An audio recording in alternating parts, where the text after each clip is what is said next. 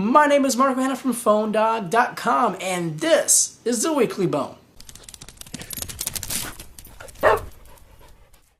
The smartwatch concept has grown a lot of popularity over the past few years, and a lot of companies like Apple, Samsung, and other companies have expressed a lot of interest in the idea of having a smartwatch hooked up onto your wrist that's hooked up to your phone via Bluetooth, displaying information on a smaller display. We've heard whispered rumors about Google purchasing a company called Whim. It's a maker of smartwatches before, but the deal did take place in late 2012. One thing that we do know is Google has now admitted to buying the company Whim, which means they must be doing something with their resources because they did purchase them for their technologies. Whim already has a couple smartwatches on the market, so now we can expect to see some sort of Google-powered smartwatch in the market in either 2014 or even late 2013. Things we can really expect is the display to be small. It does have to fit on your wrist somehow. It also will be connecting to your Android smartphone via Bluetooth, so it will be very universal because all phones now basically have Bluetooth. They've had it for quite a while, so we could expect something from Google in the next few months. Sony's attempt of making a super camera phone competitor to the Lumia 1020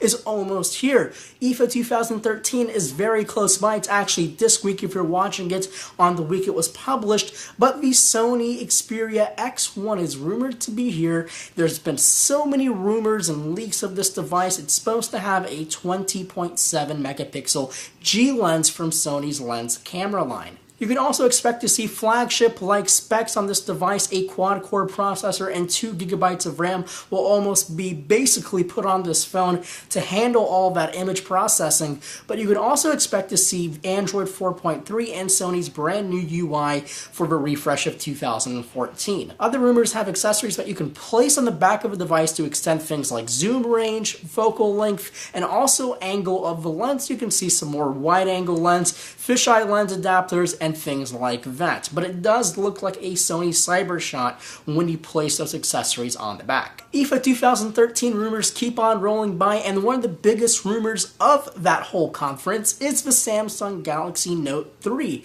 We've been talking about the Note 3 for quite some time.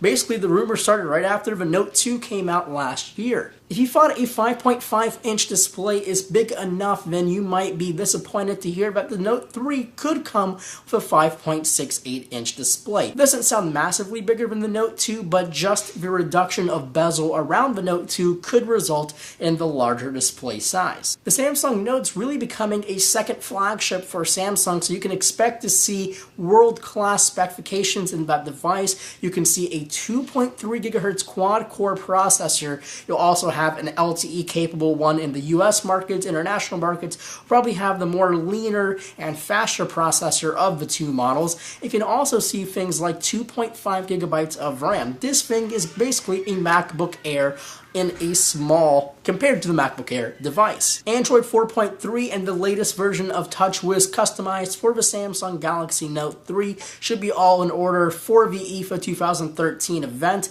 It is expected to be announced on Wednesday, September 4th, so be sure to keep it locked here at PhoneDog.com and YouTube.com/PhoneDog for hands-on and all the latest posts from IFA 2013. Well, that's all the time I have for this week's episode of The Weekly Bone. My name is Marco Hanna from PhoneDog.com. You can follow me on Twitter at PhoneDog_Marco, and I'll see you guys in the next video.